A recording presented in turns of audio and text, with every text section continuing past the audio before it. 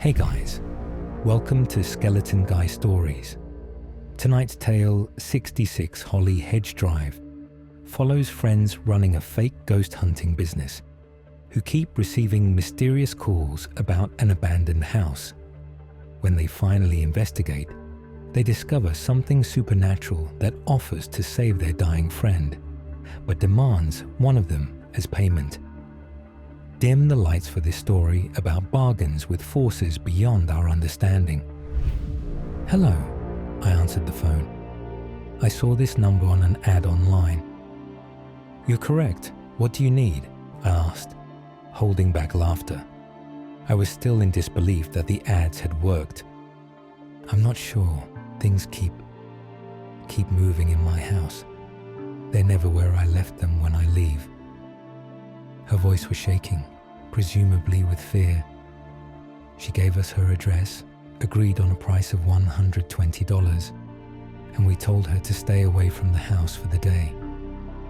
We set off for the house with nothing but some salt, an old crucifix, and walkie-talkies that didn't reach very far. The house wasn't too far away, about a 20-minute drive. When we arrived, she was already gone, though she said she'd leave a key under the doormat. We messed around inside the house for a while, recorded some footage for the website, and left. It was that simple. We did this about 3 more times that day, all callers from a neighboring town. We figured that since we had more callers from there, we'd do those today and schedule the Hill Kit callers for tomorrow. By the end of the day, we had $400. It was too easy.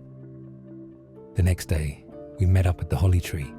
That was sort of our base of operations. Sam took the first call. It was for 66 Holly Hedge Drive, the abandoned house on Sam's Road. That's weird, wrote Aidan. Yeah, ... I agreed. Nobody's lived there for years. Sam thought it must be a prank call, so we didn't waste our time with it and went to help someone else. It didn't take long for us to get another call asking for the same address. Hello. Hi. This is Hill Kit Paranormal Society. What do you need? Silence. Hello, I asked, unsure if I had been hung up on. 66 Holly Hedge Drive. It wasn't the same person as before. I panicked and hung up. That was weird, I said, concerned. Sam responded. Lot of people prank calling, I guess. Must be a friend of the first kid. Hopefully, I said. Nobody wanted to admit it, for fear of being made fun of, but I could tell everyone had the same thought. Something was wrong with that house. We moved on to the next house. An old woman called about her dead cat's meow still being heard in her house. I felt bad about some of our clients because it was mostly paranoid, hyper-religious people dealing with mental illness. But the ethics of it didn't matter, not with May's life on the line. When we arrived, the old lady was still there and refused to leave until we had exorcised her dead cat. She handed us the keys and we let ourselves in. Everything seemed normal at first. We pretended to search the house for where the sound was coming from, but couldn't hear anything. I called for a debrief in Sam's car. We need to fake hearing it, I proposed. Imagine how much extra she'd pay us if we actually did something. Aidan nodded and smiled. We devised a plan to meet up in her kitchen and pretend to hear the cat's meows, lay the salt down, say a few prayers, and make it look as real as possible. We headed in, straight toward the kitchen. We walked around a little, inspecting things, making ourselves look busy. Me and Sam kept glancing at each other, waiting nervously for one to make the first move. At that moment, I realized how jealous I was of Aidan. Lying must be easy without having to talk. Did you hear that? I asked suddenly. It's here. Aidan nodded. Him and Sam walked over to the counter. We laid the salt out and tried not to laugh, as I said some prayers I learned at church camp when I was younger. The old lady came inside the house to check on us and saw what we were doing. She smiled and wished us luck, but as she turned to leave the house, she stopped. We all stopped. We all heard it. A low, distorted meow coming from the basement door to my right. All of a sudden, the old woman didn't seem so crazy anymore. She hurried out of the house and told us to go down to the basement to investigate. Otherwise, we wouldn't get paid. I looked at Aidan nervously. We exchanged looks that gave the impression that neither of us wanted to be here. As we stepped toward the exit, we heard a door open from behind us. I spun around. It was Sam. He was headed down the basement stairs. "What are you doing?" I asked, annoyed. "Curing my fucking sister," he replied. He ran down the stairs, stomping. I felt bad for whatever creature was down there. The sound grew louder as there was a loud snap. The power went out, but the sound kept going, piercing through the dark emptiness of the house. Me and Aidan hurried after Sam. Halfway down the stairs, we heard him muttering something under his breath. The meowing had stopped, and in its place, white noise began. TV static, loud and oppressive. As I reached the bottom of the stairs and turned to look at Sam, he was crying, on his knees with his pocket knife drawn in his hand. In front of him, a TV. Impossible, I thought, as the power was still off. Then I read what was on the TV, 66. We ended up getting our money, and only a few days later, the old woman had moved away. We had gained quite a reputation around our area. More and more calls came in by the day. We were only a few cases off paying for her surgery. With the rise of clients came the rise of the 66 calls. We were all concerned, and though nobody said anything, I could tell. It was only a matter of time before we got too curious and visited the house. The thought made me sick to my stomach with a sort of excitement. It was a confusing feeling. I knew I shouldn't go, but I yearned for it. Deep down, it was what I wanted, but I couldn't tell why. Lying in bed that night, my phone lit up on my nightstand, the low hum breaking the dead silence of my room. I was glad to take my mind off of what happened that day, the thoughts still circling my mind, keeping me up. It was May.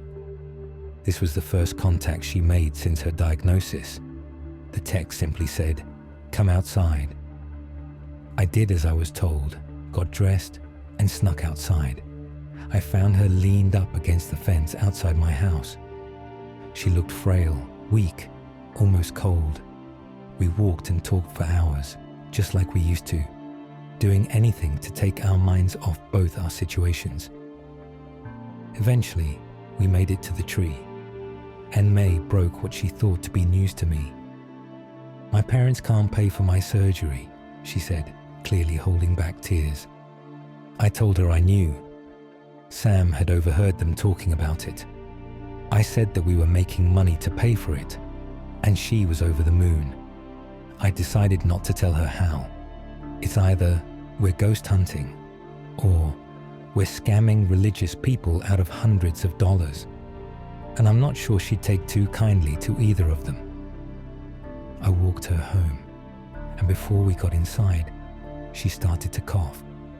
I noticed the hand she coughed into was covered in blood.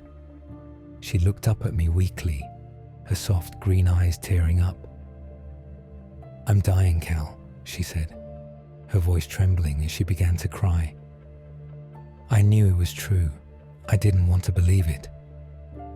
The calls seemed to be getting worse.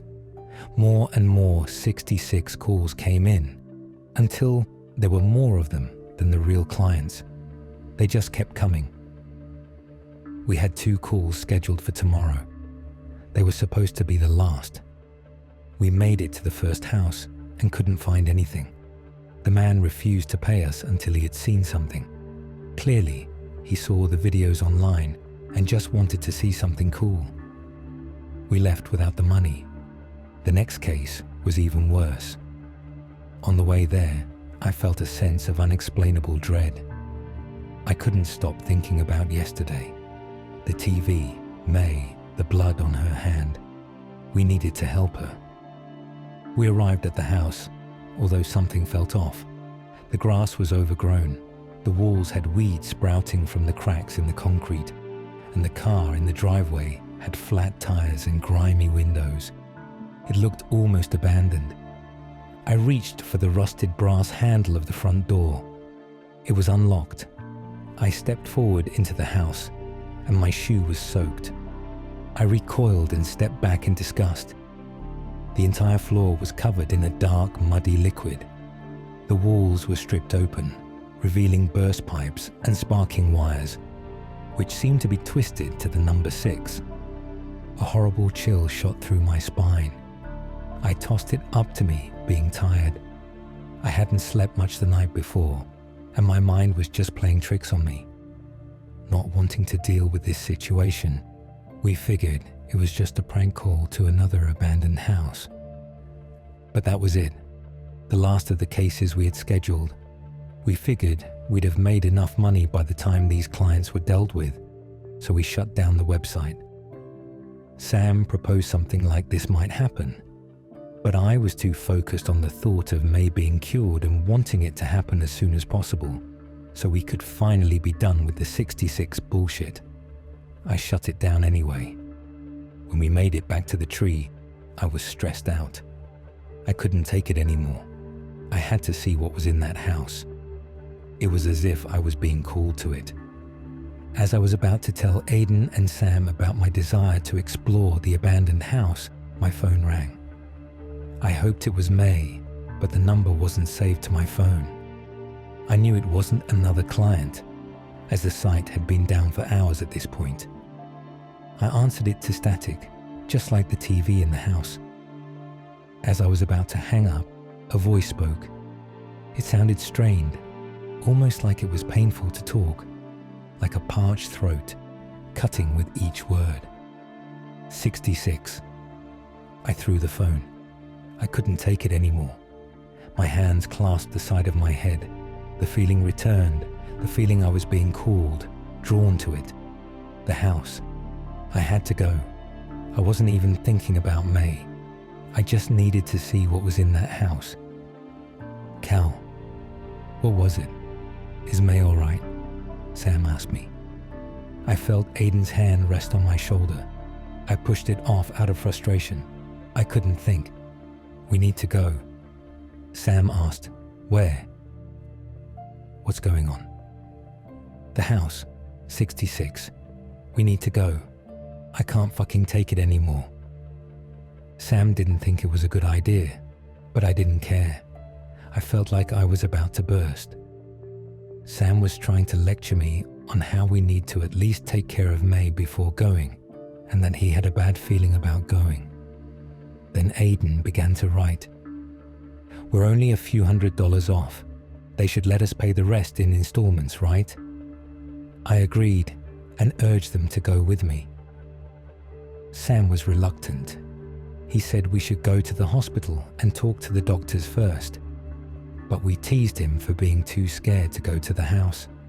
And God forbid Sam feel a human emotion like fear. He reluctantly agreed to come. We began to walk. I felt nervous, or maybe excited. It was hard to tell. There was a pressure in my chest, butterflies in my stomach that only worsened as we got closer. I don't know why I felt this way. I know I shouldn't have. I felt like I was drawn to it, like a guilty pleasure or a bad habit. We walked for about half an hour, eventually passing Sam's house. I looked through May's window, foolishly hoping she'd look back. We hadn't spoken since the other night, when she told me she was dying. Soon enough, she'd have to be fully hospitalized as her condition kept getting worse. I couldn't shake the feeling that it was my fault, like I was guilty. We were getting closer. I could almost see it now. The mossy, filthy roof, the broken windows, the graffiti on the wall. I couldn't contain my excitement, my nerves. One part of me wanted to turn back and never set foot near the house again. The other part needed to know what was in there. We arrived and stood in front of the two broken down, beat-up cars. Shattered glass littered the driveway. Aidan reached for the door, but I already knew it'd be locked. I made my way around the side as I heard him fiddling with the door handle and gestured to them to follow me. The side door was unlocked, just as it had been when I went there with May all those years ago. We walked down the side of the house. The walls were littered with cracks, sprouting with moss and weeds. The backyard wasn't much better than the front, with overgrown grass and rusted lawn chairs. The glass sliding door to the back was smashed open, so we went inside. The interior was worse than I remembered. The walls were stained with what looked like years of water damage, and the floor was covered in leaves and debris that had blown in through the broken windows. The furniture was still there, covered in dust and mold. The air felt heavy, almost oppressive. "This is stupid," Sam muttered. "We should be at the hospital with May." I ignored him and moved deeper into the house. Something was pulling me forward, a compulsion I couldn't explain. We reached what used to be the living room. An old television sat on a wooden stand, its screen cracked but somehow intact. "There's nothing here," Sam said. "Let's go." As if on cue, the TV flickered to life. No power, no cables, just static filling the screen. We all froze. Then slowly, numbers began to form in the static. 666. "Cal," Sam whispered. "We need to leave. Now." But I couldn't move. The static grew louder, filling my head, drowning out Sam's voice. The TV screen flickered again, and suddenly, it wasn't showing numbers anymore. It was showing May's hospital room. She was there, lying in bed, looking even weaker than when I'd seen her last. A doctor stood over her, shaking his head. I could see her parents crying in the corner. "What is this?" I whispered. The image changed. It showed us standing in this very room, but May was with us. She was healthy, smiling. No blood, no illness. A voice emerged from the static, the same raspy voice from the phone. A trade. Suddenly it all made sense. The calls, the compulsion, the house drawing me in. It wanted something. It wanted me to choose. "What kind of trade?" I asked, though I already knew. The static formed words now. One life for another. Sam grabbed my arm. "Don't listen to it. This isn't real." But Aidan was staring at the screen, transfixed. He began to write frantically in his notebook, then showed it to us. "It's been calling to all of us. It wants one of us to stay." The realization hit me like a truck. This house, whatever was in it, was offering to save May in exchange for one of us. That's why we've been drawn here, why we couldn't stay away. "I'll do it," Sam said suddenly. "She's my sister." "No," I said, looking at the screen where May's image still smiled back at us. "It chose me. It's been calling me specifically." The static grew louder, more insistent. The house seemed to be closing in around us, the walls pulsing like a heartbeat. "We need to leave," Sam insisted, pulling at my arm. But I knew what I had to do, for May, for the girl I loved but never told. "Go," I told them. "Take care of her. Make sure she gets better." The static grew to a deafening roar as Sam dragged Aidan toward the door. The last thing I saw before the darkness took me was the number 66 burning brightly on the screen, and then silence. They found May's cancer mysteriously in remission the next day. A medical miracle, the doctors called it. Sam and Aidan never spoke about what happened in the house, about the friend they left behind. Sometimes, late at night, Aidan's phone rings, static on the other end. And sometimes, if he listens carefully, he can hear my voice. 66 Holly Hedge Drive. And the cycle begins again. This is it, guys. Hope you liked the story. If you enjoyed it, don't forget to like and subscribe so you never miss a new nightmare. Good luck.